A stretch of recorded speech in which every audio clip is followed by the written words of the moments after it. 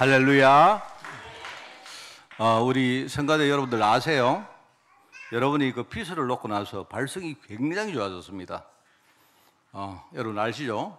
여러분 충만하게 우리 오늘 찬양하시고, 여러분도 오늘 예배할 때 우리도 역시 충만하게 우리가 함께 이렇게 예배하는 축복이 있기를 바랍니다.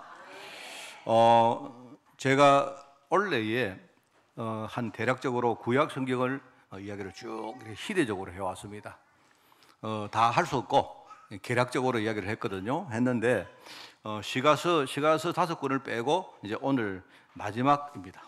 그죠? 오늘 마지막 우리 말라기까지 설교를 이렇게 대충 하겠습니다. 하는데 뭐 그동안 우리가 잘 몰랐던 또 평상시 못 들었던 이야기도 많이 들었고 했는데 우리가 좀 성경을 좀 알자 하는 취지로 그렇게 이야기를 했기 때문에 여러분이 생각을 해주시고 오늘 마지막까지 여러분이 끝까지 잘 좀 들으시고, 또 오늘은 성경에 나오는 내용이 아닌 이야기를 좀 많이 하겠습니다.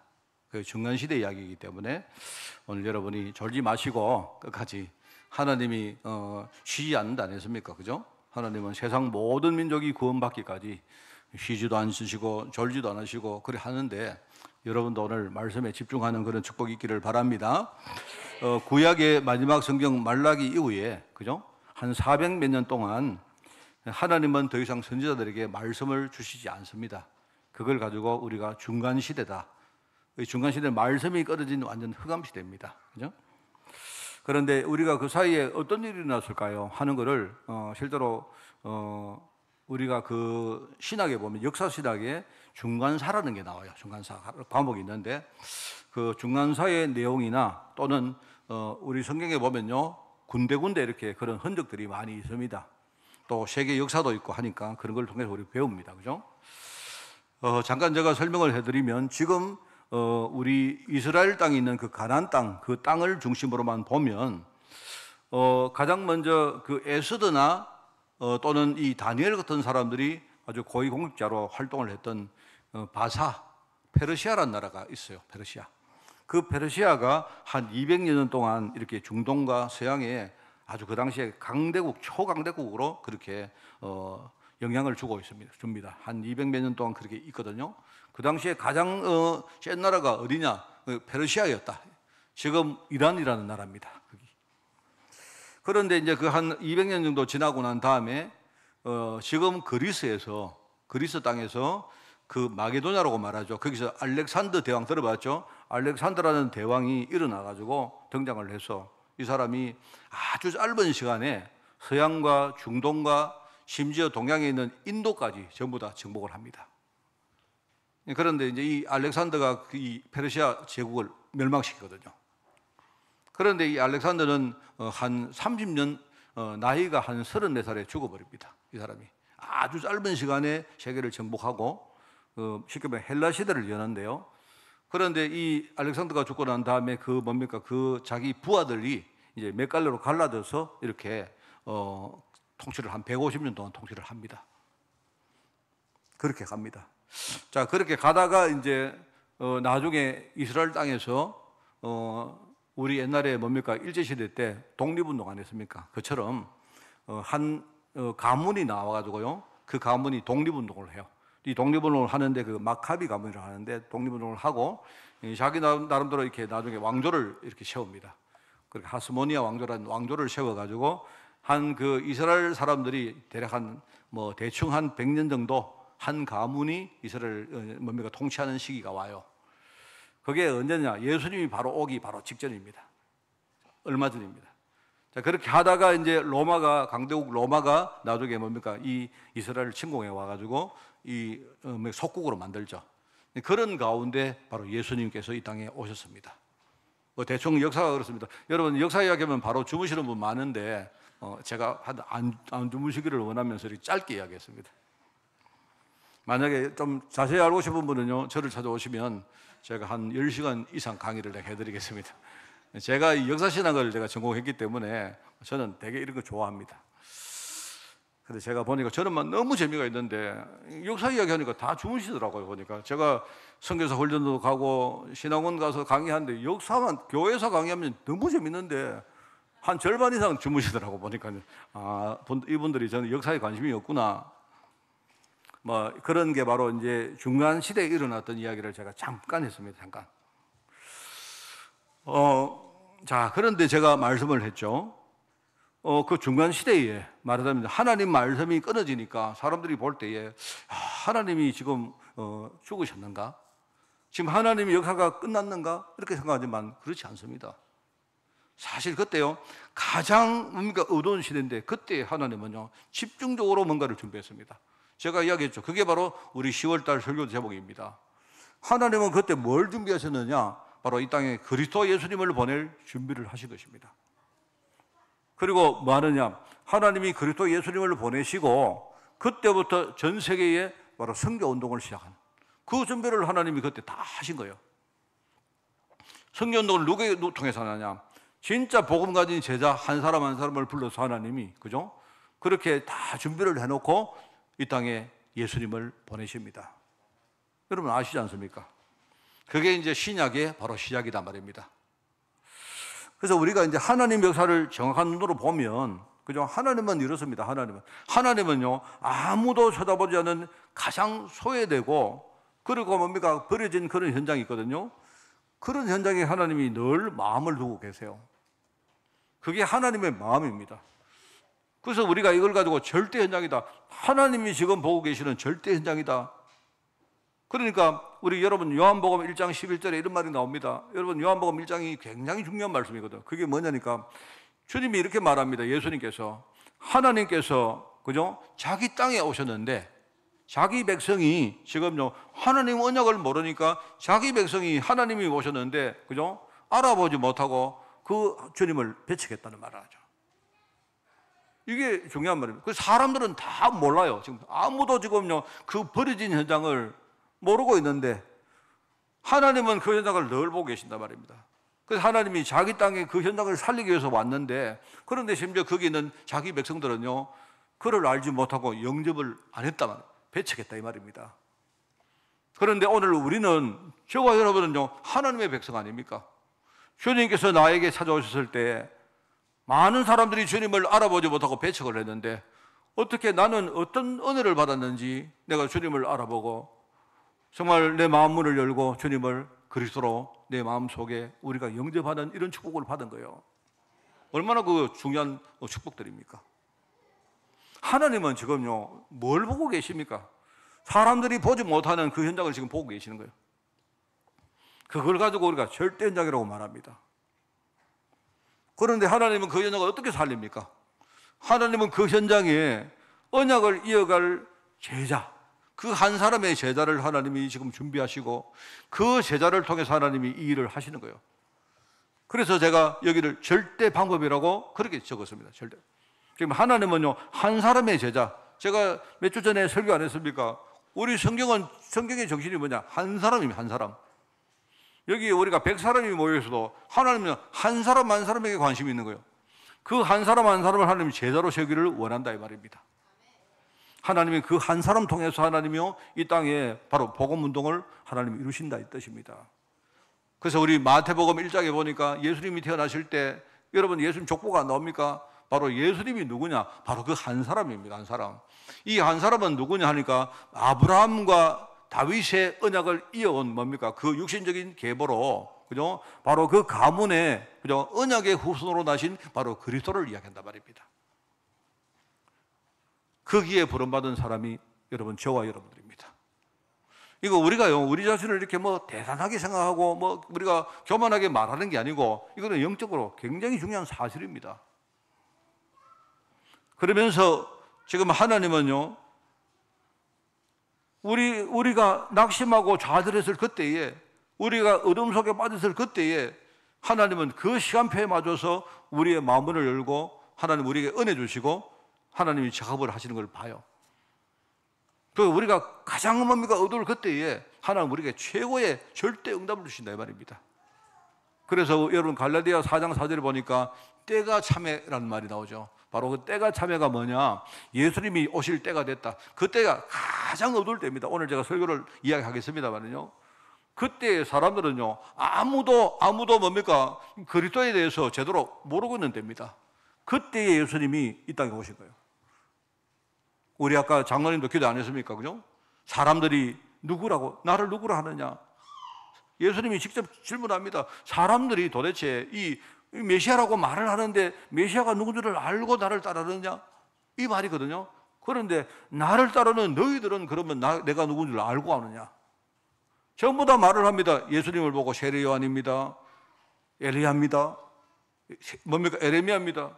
선지자 중에 한 사람입니다. 이렇게 말하는데, 그런데 베드로는요, 은혜 받은 사람이, 이 사람이 뭐라고 말하느냐? 주는 그리스도시요 살아계신 하나님의 아들이십니다. 이렇게 말해요. 이 사람이 하나님 원대로 진짜 뭘 알았다는 말입니다. 가장 여러분 우리가 낙심하고 자질을 어두울 때에 내가 갈급하는데 그때 주님이 나를 찾아오신 겁니다. 그때에, 그 시간표에. 내가 어둡기 때문에, 내가 갈급하기 때문에 내가 주님을 뭡니까? 바라보면서 마음문을 열고, 아, 내 문제가 이것이구나. 이 문제를 해결할 분이 바로 이분이시구나. 내가 이 축복을 받으면 앞으로 내 인생을 어떻게 살겠구나. 이걸 우리가 깨닫게 되는 거예요. 하나님은요, 그렇게 합니다. 그렇기 때문에 우리가 만약에 눈이 잘못 뭡니까? 이렇게 일려 있으면 우리가 항상 뭡니까? 눈에 보이는 것 때문에 늘 착각을 합니다. 나는 큰일 났다. 나는 끝났다. 나는 낙심했다. 나는 뭐 희망이 없다. 이럽니다. 안 그래도 그때 하나님이요, 일하실 때다 말입니다. 우리가 착각을 하고 우리가 뭐 평상시에 우리가 말씀의 코드가 안 맞으면 우리는요, 우리 삶의 방향이 늘 틀리게 될 수 있습니다.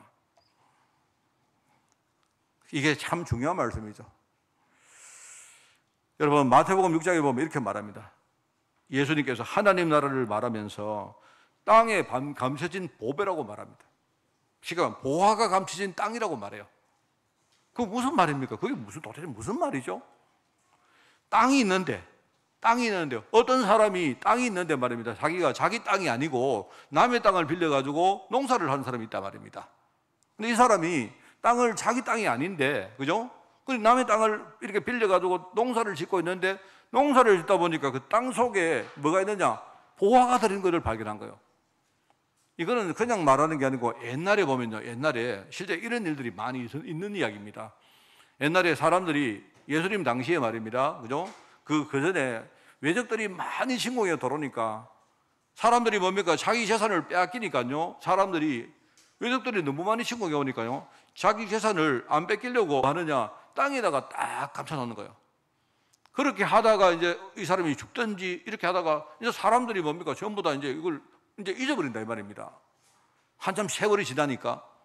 그런데 한참 후에 어떤 사람이 땅에서 농사를 짓다가 거기에 또 이렇게 뭐가 걸려가지고 파보니까 그 안에 누가 옛날에 숨겨놨더니요, 보화가 들어있는 거예요. 그럼 어떻게 합니까, 여러분? 어떻게 합니까? 우리 보통 지금 이야기하면요, 우리 지금 말로 하면 여러분이 그걸 여러분이 그냥 이렇게 입마에 포켓하면 안 돼요. 그게 뭐냐, 점유물 일탈이라고 해요. 법적으로. 그거는 절도입니다, 절도. 이때도 똑같은가 봐요. 어떻게 하느냐, 이 사람이. 땅 주인을 찾아갑니다. 땅 주인 모르죠? 그 안에 뭐가 있는지 모르죠? 땅 한 평 얼마입니까? 땅 한 평에 10만 원입니다. 그러니까 그러면 내가 10만 원인데 만약에 여러분 갑자기 이럴 때 여러분 있지 않습니까? 혹시 여러분 농사 지시다가 갑자기 보화가 발견되면요, 갑자기 주인 찾아가지고 내가 100만 원 드릴게요. 이러면 안 돼요. 그럼 주인이 의심을 합니다. 이상하다. 여기 개발되는가? 이래가지고 주인이 안 팔아. 이래더라고요. 10만 원 팔라 하면요, 네, 11만 원 줄게요. 이래. 주인이 팔지 않습니까? 주인이 안 판다면요, 네, 12만 원 줄게요. 이래가지고 싹 사는 겁니다. 등기 다 하고 완전 내 것으로 딱 만든 다음에 뭡니까? 그 다음에 뭡니까? 그 안에는 뭡니까? 그 보화를 캐야죠. 여러분, 성경 말씀 봐. 성경은 이상한 걸 가르쳐네. 잔머리를 가르쳐나? 이거 영적으로 말하는 거예요, 영적으로. 지금요. 사람들은 아무도 모르는 겁니다. 지금 그 뭡니까? 보화 그 땅 속에 뭐가 있는지를 아무도 모르는 거예요. 겉으로 볼 때 그냥 밭입니다, 밭. 그죠? 그런데 눈이 열린 사람은 알고 있는 거예요. 이거는 그냥 땅이 아니고, 그냥 이게 뭐 논이 아니고, 이거는 답이 아니고, 그냥 가수원이 아니고, 뭐다? 안에 뭡니까? 보화가 있다. 하나님은 지금요, 현장을 보실 때 그 안에 보화를 보고 계신 거예요. 우리는 전부 다 뭘 보느냐? 전부 다 우리는 뭐 봅니다. 그냥 땅으로 봐요. 이 땅이 몇 평이다, 뭐 이 땅이 뭐 얼마다, 시세가 얼마다, 그것만 본단 말입니다. 얼마나 이게 희한한 말입니까?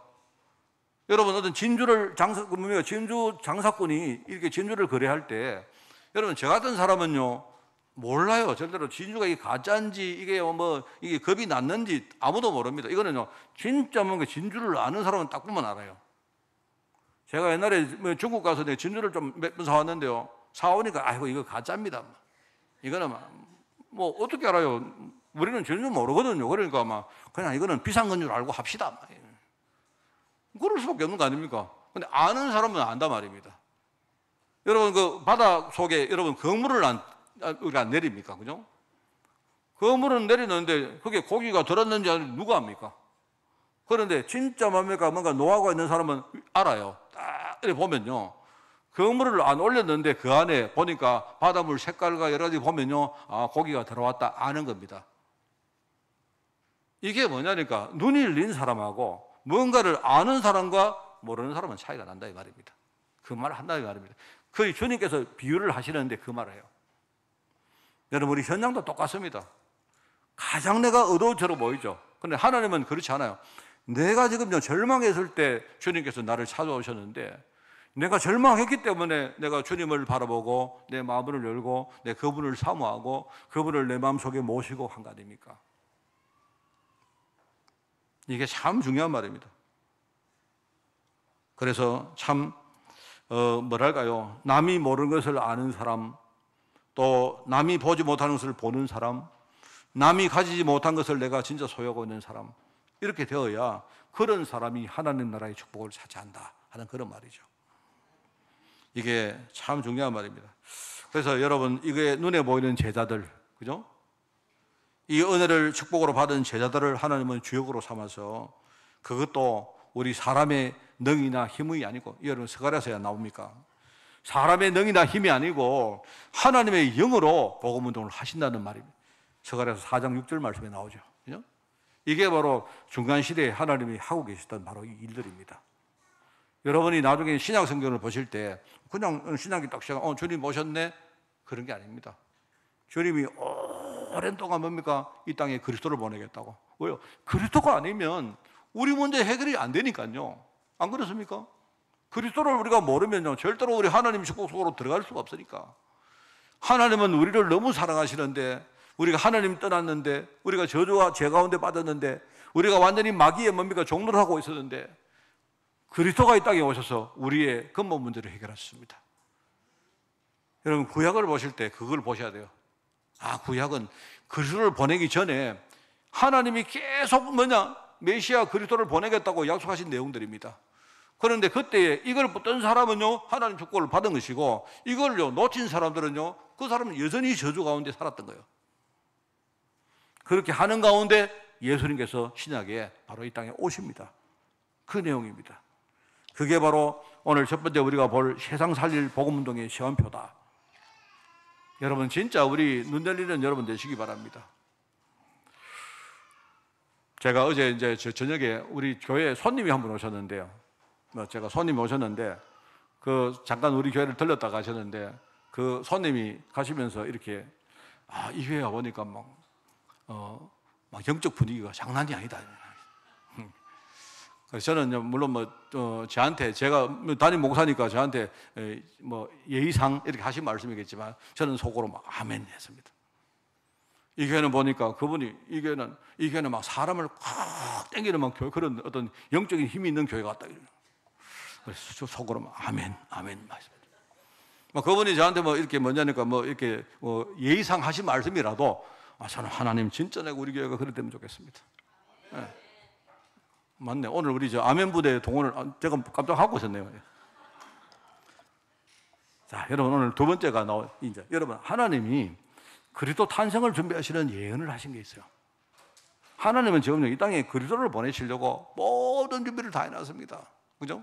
여러분들도 그거 아셔야 돼요. 하나님은 나를 한 명 살리려고, 하나님은요, 지금 여러 가지 무대 장치를 다 해놓고, 시나리오도 다 써놓고, 그죠? 하나님이 많은 주연과 조연들 동원하셔가지고 지금 하나님이 나 한 사람 살리려고 하나님이 지금 일하고 계시는데, 그런데 지금 뭐냐니까 나만 모르고 있어. 나만 몰라가지고 하나님 나는 큰일 났습니다. 나는 뭐 끝났습니다. 나는 더 이상 희망이 없습니다. 이러고 앉아있다는 거죠. 하나님, 제가 저번에 말했죠. 하나님이 지금요 예수님을 이 땅에 보내실 때 여러분 그 역사를 보면 제일 중요한 세 가지를 딱 준비합니다. 근데 보면요 그 참 묘해요. 지나 보니까 그 당시에 뭐가 있다 했습니까? 예수님이 올 당시의 상황을 내가 말했죠. 첫째는 그 당시에 유대인들입니다. 유대인들. 이 유대인들이 여러분 복음을 잘 몰랐던 사람들이거든요. 유대인들이 복음을 잘 몰랐는데 근데 이 사람들 유대인들이요 약간 제가 좀 미안한 말이긴 한데 내가 봐도 이 사람들이 약간 성격이요 완전 거의 바퀴벌레 같은 사람들입니다. 이 유대인들은요 없는 데가 없어요. 안 가는 데가 없어. 어디 가도 있으면 제가 유럽을 갔는데 그러더라고요. 유럽을 갔는데 어떤 사람이 그런 이야기하면 유럽에 이제 우리 한인들이 아니에요. 한인들. 한국 사람들 많이 있잖아요. 유럽에. 그죠? 이 사람들이 이제 막 흩어져 있습니다. 근데 유럽에 가니까 이제 누가 그래요. 저한테. 유럽에 가면요. 어디 가도 한국 사람 없는 데 없다. 그래 한국 사람 없는데 가보면 그 사람들 중에 3분의 2 이상이 전부 다 대구 사람이다. 아니, 제가 처음에 유럽에 갔는데 여기 갔는데 누가요 갑자기 목사님 아닙니까? 이러더라고요. 어디 갔는데 또 누가요 갑자기 대구 사람이 대구 이야기 막 하는 거예요. 대구. 내가 유럽 가도 대구 그렇구나. 하여튼 한인들 중에 한인들은 안 가는 데 없어요. 안 가는 데. 그런데 그 중에요 대구 사람들은 또 안 가는 데 없어요. 그래 내가 대구 사람이라고 그때 대구 사람들이 좀 그렇구나. 저는 잘 몰랐거든요. 제가 대구 사람인데 또 이 하만에도 안 있습니까? 그래 유대인들이 딱 유대인들이요 이 사람들이 우선은요 안 가는 데 없어요. 왜 안 가는 데 없느냐? 외적들이 침입해 오니까요 이 사람 멸망당해가지고 온 동네 다 흩어지는 겁니다. 그걸 흩어진 사람들 디아스포라라고 말은 안 했습니까? 예수님이 오신 당시에 그죠? 그 당시에 그 중동 지역에 그죠?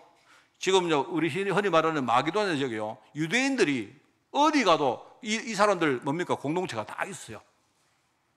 제가 전에 얘기하지 않았습니까? 제가 여러분 지도 보라 할 때 봤습니까? 누가 우리나라 쫙 올라가면 우리나라 여러분 지도 보고요 거기서 바로 딱 올라가면 뭐가 있다 했습니까? 러시아하고 중국하고 여러분 그 경계가 있는데요 거기 가면요 커다란 주가 하나 있어요. 주가. 여러분 그 주가 뭐라고 써놨는지 아십니까?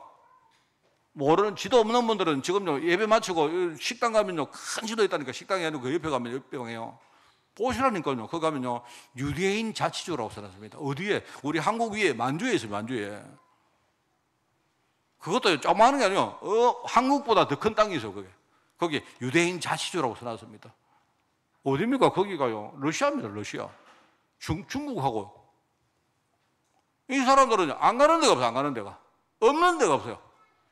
그러니까 딱 호진을 딱 해놓고 하나님이 예수님을 이 땅에 보냈습니다. 그러니까 초기에 일어난 제자들은 전부 다 누굽니까? 유대인들 제자가 막 일어났어요. 처음에는. 나중에는 이방인들이 합류하지만 그게 하나님이 중요한 겁니다. 말하면 인적 네트워크. 인적인 말하면 이런 네트워크를 딱 만들어놨다 이 말입니다. 그 다음에 뭘 했느냐? 그 다음에요. 그 당시에 뭡니까? 이 헬라, 그리스 지역에 이제 말하면 그리스 지역의 이 그리스 문화가요. 이게 대단하거든요. 우리가 지금 배우고 있는 모든 사상 체계, 철학 체계에요. 다 전부 다 그리스입니다. 그리스. 그 원조가 전부 다 그리스입니다. 그리스. 여러분 여러분 들어봤지 않습니까? 소크라테스, 플라톤, 철학 전혀 모르는 분도 소크라테스 어디서 들어봤는데, 플라톤 들어봤는데 소크라테스는 네 꼬라지를 알아라. 그 사람 아닙니까? 그죠? 예. 그 사람들이 다 어디 사람이냐? 그 그리스 사람. 이 사람 마게도냐 뭡니까? 이 그리스 헬라 사람들입니다. 전부 다. 아리스토텔레스 들어봤지 않습니까? 다 그 사람들입니다. 그리고 이 사람들의 사상과 이 사람들의 언어 이게요. 지금 우리가 알고 있는 여러분 알파벳 있지 않습니까? 이 우리가 알고 있는 유럽의 서구의 대다수의 뭡니까? 나라의 언어의 가장 밑바닥에 뭐가 있느냐? 헬라 그리스 말이 있습니다. 그런데요. 하나님이 그런 사상 체계와 언어를 딱 만들어 놓고 하나님 뭘 했느냐? 바로 성경을 쓰기. 우리가 지금 보고 있는 성경이 거의 대다수가요, 이 헬라어로 써 있어요. 그게 중요합니다. 물론 구약 성경은 그 전에 히브리어로 썼는데, 이 히브리어 있을 때는요, 사람들이 히브리 사람에는 다 몰랐어요. 그런데 이제 그 히브리서 성경을, 구약 성경을요, 헬라어 성경으로 나중에 번역을 합니다. 그걸 우리가 이제 70인역이라고 말하죠. 이제 그게 만들어지고 난 다음에요, 전 세계 사람들이 말하는 구약 성경과 이런 성경을 알게 되었어요. 여러분이 오늘 생각할 때, 목사님 뭐 내가 뭐 헬라어고 뭐 그런 거 알아 뭐 합니까? 야, 몰라도 됩니다. 되는데, 우리가 지금 보고 있는 성경이, 이 성경이요, 헬라어가 이 구체화됨으로 우리가 지금 우리께까지 이렇게 번역돼 왔다는 사실을 알으셔야 돼요. 하나님께서 뭡니까? 헬라어를 딱 준비하고 헬라 문화 사상을 딱 준비해 놓고요, 예수님을 보내셨다 이 말입니다. 그때부터 뭡니까? 성경이 써지고 이렇게 하면서 지금 전 세계로 뭡니까? 복음 운동이 막 이렇게 확산된 거예요. 이게 하나님 하신 겁니다. 그리고 또 하나가 뭐냐? 로마입니다. 로마라는 그 당시에 정치, 경제, 사회 네트워크이거든요. 로마가 아주 힘을 가지고 전 나라를 통일을 해버렸습니다. 통일을. 그 당시에 뭡니까? 아프리카 북쪽과 중동과 그리고 유럽 전체가 로마로 하나로 딱 묶였어요. 로마. 그러니까 국경선도 없고 발전돼 있고 이러니까요, 사람들이 막 오고 가는데 편하고 이러니까요, 이런 걸 따라가지고 막 본격적으로 복음이 막 증거되는 겁니다. 그게 주님께서 오실 때 상황이었어요. 여러분, 그 국경 없어 보세요. 얼마나 좋다고요. 지금 이제 유럽에 이제 국경이 닫히고 시작합니다. 유럽에 원래부터 이제 지금 이제 원래 여러분들이 원래부터 지금 이제 들어가시면 유럽에 이제 지분 날인해야 됩니다, 여러분. 여러분의 말은 여러분의 인적 상황을 이제 다 본다는 말입니다. 그리고 내년부터는요, 유럽에 전부 다 여러분 비자를 내셔야 돼요. 비자가 아니고 영국, 미국처럼 에스트라야 일종의 약식 비자를 미리 여러분이 내고 들어가셔야 돼요. 제가 참 이렇게 유럽에 우리가 복음 전하러 들어갈 때 여러분 국경이 없으니까 얼마나 좋은지 몰라요. 우리나라 사람은 잘 모릅니다. 원래 우리나라는요, 우리나라가 섬 아닙니까? 섬. 위로 막히고 밑으로 막 다 바다로 다 막히게 있기 때문에 여러분 우리는요, 국경을 통과하는 것이 굉장히 힘든데요, 유럽은요 막 통과합니다. 제가 여러분 가서 뭡니까? 우리 갈 때요, 자 여러분 프랑스에서 독일로 들어갑니다 하니까요, 옛날 우리 이덕주 장로님, 내가 이 장로님 보자, 문 열고 발레 가가지고 프랑스 밟고 뭐 이랬던 적이 있고요. 그냥 우리 막 들어가고요, 아무도 보자 안 해요. 근데 그게 이제 다친단 말입니다. 로마 시대에 국경도 없고 다니기 쉬워지고 뭡니까? 문물이 막 발전하고 이래 하니까 이것과 함께 뭡니까? 복음 운동이 막 확산 막 되는 거예요. 이걸 하나님이 다 준비를 해놓고 예수님을 보내셨다 이 말입니다. 우리 하나님이 하시는 일 보면 완벽합니다. 그런데 이제 그 당시 이야기를 제가 잠깐 여러분이 공부라기보다 좀 시켜드리면, 제가 지금 좀 조심스럽습니다. 여러분이 또 막 주무실까봐. 근데 그 당시 상황이, 이런 현장 상황은 어땠느냐? 너무나 사람들이 그 당시에요, 암흑과 재앙이 꽉 차 있습니다. 그 사람들이 너무너무 뭡니까? 흑암 속에 있다 보니까, 여러분, 흑암에 있는 사람은 뭘 기다립니까? 흑암에 있는 사람에게 뭐가 필요합니까? 여러분이 교회에 들어오셨는데 교회가 깜깜할 때 여러분 뭐가 필요합니까? 빵이 필요합니까? 그게 아니잖아요. 여러분 어두운 사람에게는 빛이 있어야 돼요, 우선. 안 그렇습니까? 그래서 생명에 비친 이 그리스도가 그 시대에 이제 오신 겁니다. 빛으로 오셨다. 그죠? 우리가 그 겉으로 보면 이 중간 시대를 지나면서 이 이스라엘이 독립은 되고 그랬는데, 이 뭐랄까요, 막 신앙을 잃어버린 이상한 나라가 되어버립니다. 그죠? 곳곳에 흩어진 사람들이 힘들게 뭡니까? 고생하고 살다 보니까 이 어떤 사람들 개개는요, 엄청난 흑암 때문에 막 신음을 합니다. 그 당시에 뭡니까? 저주장이 너무 많았는데, 뭐 로마든 아니면 위정자든 아무도 그걸로 해결을 시키지 못하고 있습니다. 그런데 현장에 이제 어떤 일이 일어나는가? 그 당시에 사회 상황을 보면요, 이제 로마가 막 일어나가지고 이렇게 뭡니까? 강압적으로 막 뭘 하니까 이제 나라 속에 많은 사람들이 사회운동이 막 일어나요. 여러분, 우리도 똑같습니다. 사회운동이 막 일어나는데 이 사회운동이라는 게 이게요, 틀린 거거든요. 그리고 그 당시에 이제, 오늘 우리 본문에 안 나옵니까? 언약의 사자를 내가 보내겠다 하는데 그 사자가 누구냐? 그게 엘리야거든요, 엘리야. 근데 엘리야인데 이 엘리야가, 여러분, 엘리야가 죽었다가 다시 왔다 그게 아니고, 이 엘리야는 바로 세례 요한을 말합니다. 바로 하나님께서 엘리야를 말하면 세례 요한이 예수님 오시는 길을 닦기 위해서 하나님이 이 땅에 사자를 보내는데 그게 바로 엘리야다. 그러면 엘리야가 옛날에 환생해서 그러면 세례 요한이 그 말은 아닙니다. 그건 아닙니다. 그게 아니고 상징적으로 말하는 거예요. 과거에 엘리야처럼 엘리야 같은 사람이 또 올 것이다. 여러분 엘리야가 뭡니까? 굉장히 사람들이 형빈하고 그죠? 이렇게 뭡니까? 뭐 하여튼 정말 아주 의를 위해서 살았던 그런 사람이었거든요. 그런데 그 당시에 이제 이 세례 요한이 이 땅에 옵니다. 여러분 보시면 세례 요한도 굉장히 청빈하고 그죠? 아주 뭡니까? 의를 외치고 하는 그런 사람이죠. 그 당시에 에세네파라는 파가 있어요. 이 사람들은요, 이 광야에 들어가서 이 사람들은 굉장히 아주 청빈하게 살면서 뭐 하느냐, 이 수도를 하는 사람. 이런 사람, 말씀을 묵상하는 사람이 있어요. 이런 사람들이 있었는데 그 중에 한 사람이 세례 요한입니다. 그런데 이 세례 요한이 이 땅에 와서 바로 예수님이 오실 길을 이렇게 미리 예비를 하죠. 그래서 회개하라. 천국이 가깝다. 여러분 이 말이요, 천국 가깝다 이 말이 바로 그 천국의 주인공 되시는 예수님이 오실 시간표가 됐다 이 말이지 않습니까? 근데 그 당시에 사람들은 전부 다 그걸 모르고 그냥 어떤 예수님 메시아가 오시면 이 메시아가 일종의 우리나라의 독립 영웅 같은 사람이 돼가지고 우리를 독립시키고 우리나라를 잘 살게 하고 할 것이다. 이런 식으로 좀 육신적인 그런 사회운동 속에 막 사람들이 빠집니다. 자, 그런데 그 당시 종교 상황 한번 보세요. 이제 대표적으로 헤롯 성전인데, 헤롯. 제가 옛날에 막 이야기했죠. 이 헤롯 성전이 이게요, 참 문제입니다. 일단은요, 성전을 지을 자체가 이게 불법이에요.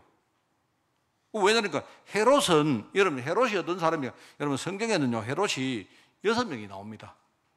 제가 이야기 다 할까요? 근데 여러분, 누가 얘한테 묻더라고요. 목사님, 헤롯이 죽었는데 또 나와요? 여러분 한 번도 의심한 사람 있습니까? 예수님 때 예수님의 예수님을 그 아기 죽이려고 했던 그 헤롯이 죽었잖아요. 이 사람이 죽어서 예수님이 애굽에 피신해 있다고 돌아오시지 않습니까? 그런데 보면 헤롯이 계속 나와요. 그리고 여러분 그 사도행전에 보면요, 헤롯이 충이 묵어 죽었는데 또 그 뒤에 또 헤롯 또 나와요. 여러분 성경에 나오는 헤롯이 몇 명이라고요? 6명입니다. 공부를 내가 시켜드릴까 말까 하는데 제가 시작하면 좀 시켜드릴까 걱정이 됩니다. 어떤 사람이냐, 헤롯이 6명 있는데 일단 헤롯 대왕이라는 사람. 예수님 때 예수님을 죽이려고 했던 그 작자가 그게 헤롯이라는 사람인데 요 사람은 에돔 사람이에요. 에돔. 정통 히브리 사람이 아니고 이두메라가 바로 에돔이거든요. 이두메. 그죠? 말하자면 에돔은 누구냐? 에스의 자녀들입니다. 에스의 자녀들이요. 이 에돔 사람인 이 헤롯이, 물론 이 사람이 혼혈입니다. 혼혈인데 이 헤롯이 로마의 권력을 뒤에 등에했고 이 사람이 정치투쟁을 해가 나중에 로마의 인정을 받고 왕이 돼요. 여러분 그게 바로 우리가 알고 있는 예수님 당시 어떤 헤롯 대왕입니다. 그죠? 그런데 이 헤롯이 이제 말하자면 그 통치를 하다가 죽죠. 죽는데 이 헤롯이 성전을 지어요. 성전을 짓는데 왜 성전을 짓느냐? 자기는 이방 피가 흐르는데 말하자면 국민들의 지지를 받아야 되니까 그 국민들의 지지가 중에 뭐냐니까요? 가장 중요한 게 그 당시에 성전이 제대로 작동을 안 하고 있으니까 이 헤롯이 한 40몇 년 동안 여러분 성전을 짓습니다. 자기는요 성전 지을 자격이 없는 사람입니다. 제가 이야기했죠. 여러분 우리가 성전을 지었을 때 성전 지은 사람은 솔로몬이 첫 번째고 두 번째는 스룹바벨입니다. 이 사람은 전부 다 지파가 유다 지파입니다. 유다 지파. 그런데 이 헤롯은요 유다 지파는커녕 절반 이 사람 절반은 이방 사람입니다. 이방 사람. 그런데 이 사람이 완전히 정치적으로요 성전을 지어요. 성전을 지어가지고 그 성전을 짓는데 그렇게 하다 보니까 어떻게 됩니까? 이 성전 안에 온갖 정치, 경제, 사회, 문화 잡다한 것들이 다 들어와요. 껍데기만 있는 건 성전이지. 이건 이거는 완전히 없는 거하고 똑같은 거예요, 이게. 그런 상황에 이제 예수님이 오신 겁니다. 예수님이 성전을 보면서 뭐랍니까? 이런 성전, 이게 무슨 의미가 있는 성전이냐? 이 성전을 허물어뜨려라. 그러면 내가 3일 만에 내가 다시 짓겠다 하는 게 그게 뭔 말입니까? 하나님 언약이 없는 이 성전은 아무 의미가 없잖아요. 안 그렇습니까? 그걸 말하는 거예요. 그게 바로 헤롯 대왕입니다. 잠깐 말씀드리면 이 헤롯이 죽고 난 다음에 로마가 헤롯에게 처음에는 이 헤롯에게 이렇게 정권을 줬는데 이제 보니까 유대인들이 뭡니까? 자꾸 뭡니까? 되어들고 반란을 일으키고 유대인들이 좀 성품이 좀 그런가 봐요. 우리나라하고 유대인 사람 좀 비슷하죠. 그죠? 그래가지고 이 로마가 이 헤롯 대왕이 죽고 난 다음에 어떻게 하느냐? 헤롯의 아들 3명에게 땅을 떼줍니다. 땅을 떼주는데 권력은 안 주고 땅만 이렇게 봉지라고 해가지고 땅을 줘요. 그래서 세운 사람이 여러분 읽어보셨죠? 성경에 나오는데 그런 사람을 분봉왕이라고 말해요. 분봉왕. 그게 바로 안디바라는 사람하고 아겔레로라는 사람하고 빌립이라는 사람인데 요 세 사람에게 영지를 떼줘요. 영지를 떼주고 아주 중요한 지역은 로마가 직할로 자기들이 다 드립니다. 이렇게 합니다. 이게 이제 예수님 이제 사역하실 때 일어난 일들입니다. 그 중에 안디바라는 사람이 여러분 아시다시피 세례 요한을 목 쳐가지고 죽이잖아요. 그게 바로 헤롯 안디바거든요. 그렇게 하고 이제 우리 뭐 그런 이제 아켈라오 이런 사람 나옵니다. 다 성경 잘 찾아보시면요 구석대기에 어디요 다 이름 다 나옵니다. 그런데 한 명이 안 나오는데 그게 빌립이라는 사람인데 빌립은 성경에 안 나옵니다. 안 나오는데 직접은 안 나오고 이제 이 사람 이름이 나중에 지명에 나와요. 지명에 나오는데 그 지명이 아주 우리에게 중요한 지명인데 거기가 바로 가이사라 빌립보 지방이라는 지방입니다. 그 가이사라 빌립보는요 가이사라는 로마 황제 이름이고 그리고 그 지역을 다스렸던 분봉왕이 누구느냐 그게 바로 헤롯 빌립이라는 사람이에요. 그리고 이걸 따가지고 그 지방 이름이 가이사라 빌립보 지방에서 우리가 알고 있는요 주는 그리스도시요 살아계신 하나님의 아들이라는 이 고백이 나오는 지역입니다. 그 이제 4명 아닙니까? 4명. 그러니까 2명은 누구게요?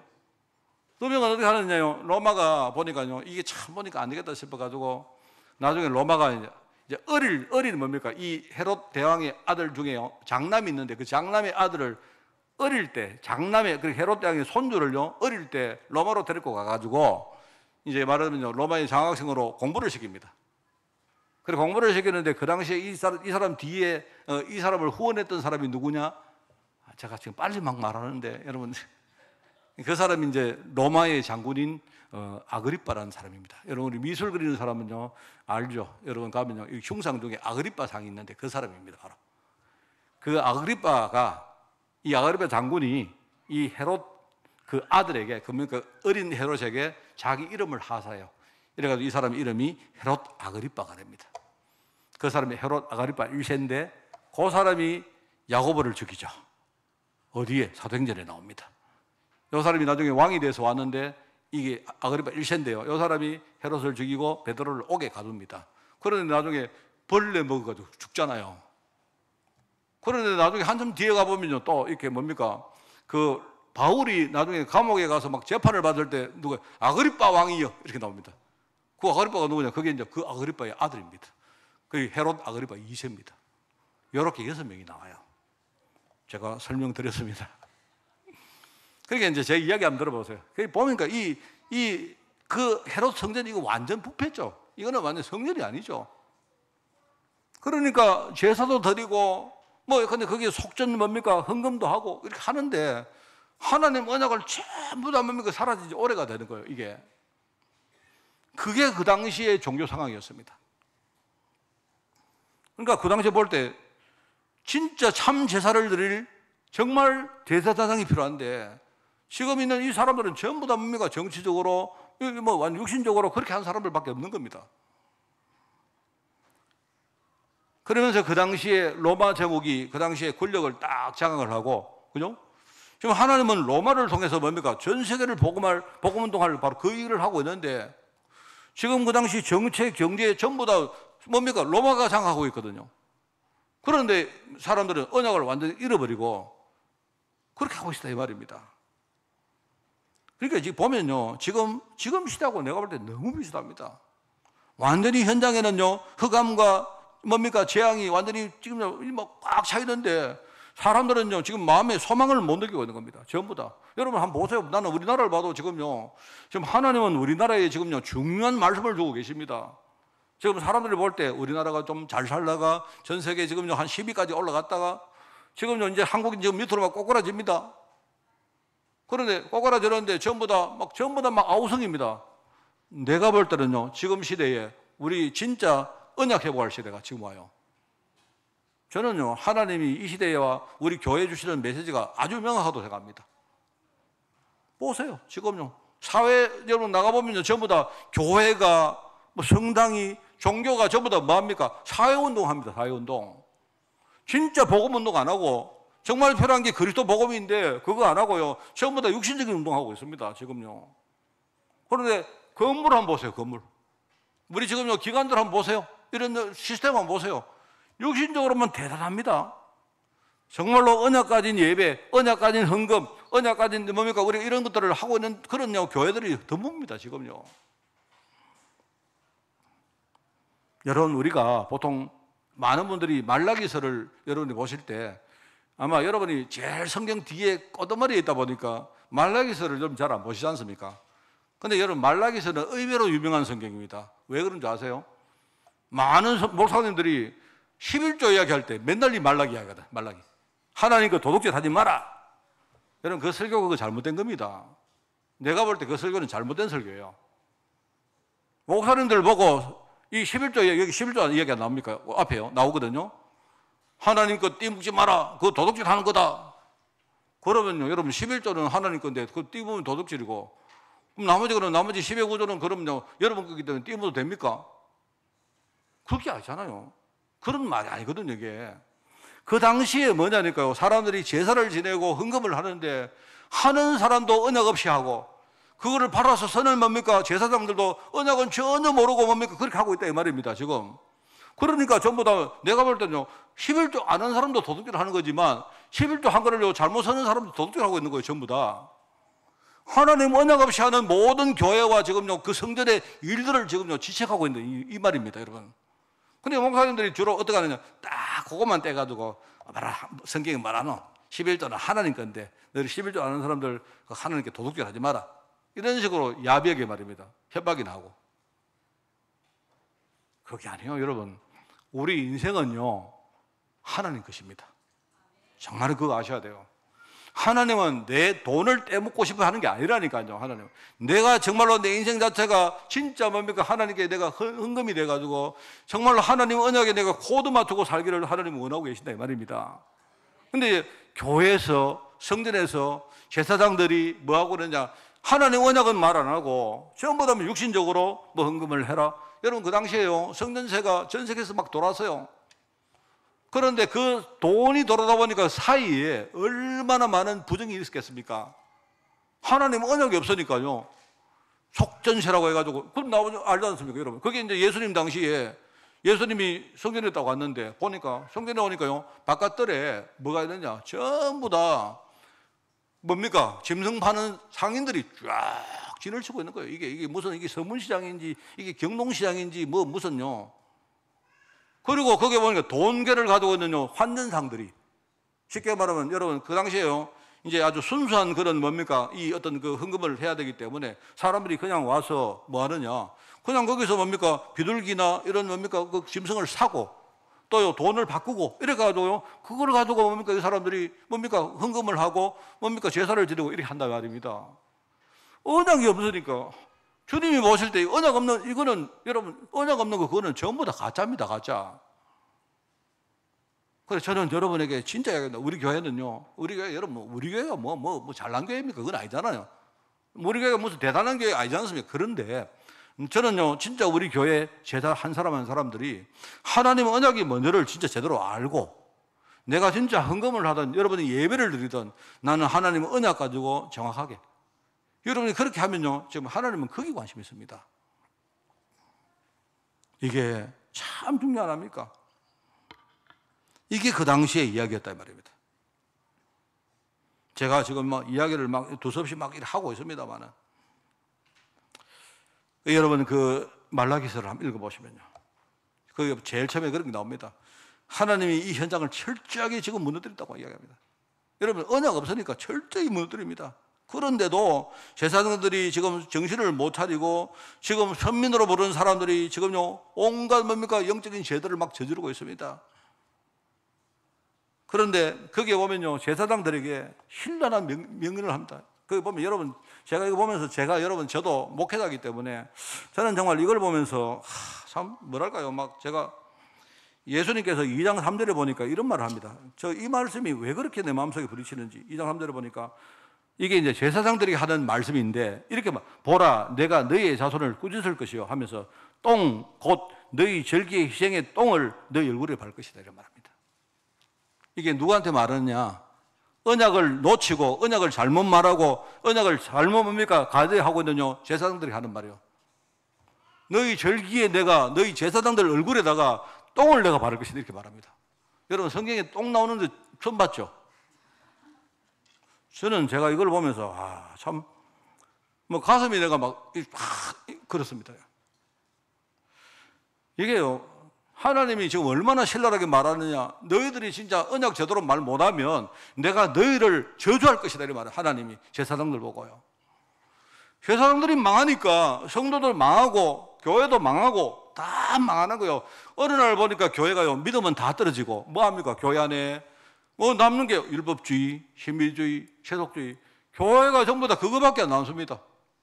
여러분 우리가 지금요 사람들 전도해가지고 우리가 뭔가 뭐 교회를 배부르게 하는 사람들입니까? 그게 아니잖아요. 지금 현장에 사람들이 복음 모르고 신음하고 있는데 그들을 찾아가서 우리가 진짜 복음 전해야 될 거 아닙니까? 그게 하나님의 마음이잖아요. 그래서 지금 많은 제사장들이요 지금 이런 알게 모르게 죄를 범하고 있다 이 말입니다.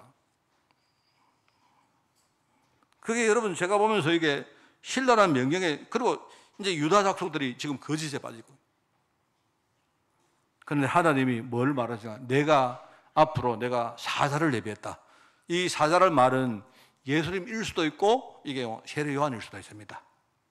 어쨌든 세례 요한이 와도 예수님을 예비하기 위해서 오는 것이니까. 그죠? 그러면서 너희들 예수님 올 때에 11조를 진짜 회복하라. 정말로 여러분 11조와 봉헌물을 참되게 회복하라. 이렇게 말합니다. 제가 볼 때요. 여러분 먼저 아셔야 돼요. 내가 하나님께 우리가 봉헌물입니다. 하나님은 내 중심 받기를 진짜 원합니다. 내 인생을 하나님 받기를 진짜 원하세요. 내가 이 땅에 왜 태어나서 왜 살고 있는가 그걸 우리가 깨닫기를 하나님 원하십니다. 그러면서 여호와께서 정하신 그 시간표 날이 오면 어떻게 될 것이라는 이야기가 오늘 제가 읽은 본문에 나오는 내용입니다. 오늘 제가 여러분에게 할 설교의 마지막 설교다 보니까 설교의 이야기가 참 많은데 일단 이 정도로 제가 마치겠습니다. 오늘 말씀을 우리가 정리하고 마치겠습니다. 자, 그래서 우리가 정말 신앙생활을 할 때 내가 진짜 능력 있는 신앙인이 되려고 하면 뭐겠습니까? 제일 처음에 여러분이 복음 깨달아야 됩니다. 정말로 복음 깨달은 성도, 그죠? 내가 세상 문화에 영향받은 내 생각을 여러분이 진짜 복음으로 바꾸라. 그게 진짜 힘입니다, 힘. 여러분, 우리 신앙생활은요, 이렇게 바뀌어야 됩니다. 그래야 우리가 능력 있는 신앙이 될 수가 있는 거예요. 우리는 뭐 하는 사람이냐? 정말로 사람들이 아무도 못하고 있지만요, 진짜 그리스도 이름으로 우리가 흑암과 싸우는 사람들입니다. 현장에 연약한 사람이 있으면요, 그 사람은요, 자기 힘 가지고 못 싸워요. 그래서 내가 중보기도라는 그 힘을 가지고 우리가 연약한 사람이 있어서 싸우는 사람입니다. 저게요, 복음을, 그리고 여러분이 싸우기 위해서는 복음 누리시기 바랍니다. 진짜 여러분이 매일매일 시간마다 문제 가운데 있을 때마다 정말로 복음을 여러분이 그리스도 복음을 진짜 누리시기 바라요. 여러분 복음 누리면서 자기의 삶을 여러분 자기부터 살려라. 그리고 혈관과 싸워 이기라 하는 그 말입니다. 그러면서 때를 여러분이 기다리시기 바랍니다. 하나님은요 분명히 우리 자신에게 우리가 진짜 쓰임받을 때가 있습니다. 여러분 그냥 기다리시면 돼요. 하나님 손에. 여러분 하박국 선지자 말씀 맞지 않습니까? 하나님 하박국이 얼마나 조급함 가지고 하나님은 언제입니까? 언제입니까? 진짜입니까? 가짜입니까? 무슨입니까? 하나님 뭐라고 하십니까? 하나님이 하나님 하박국 보고 뭐라고 합니까? 하박국 보고 이 언약의 말씀을 네 마음판에 새겨라. 달려가면서도 읽을 수 있도록 만들어라. 그러면 뭐라고 합니까? 의인은 여러분 우리가 의인은요 우리가 머리로 삽니까? 돈으로 삽니까? 의인은 믿음으로 사는 사람이다.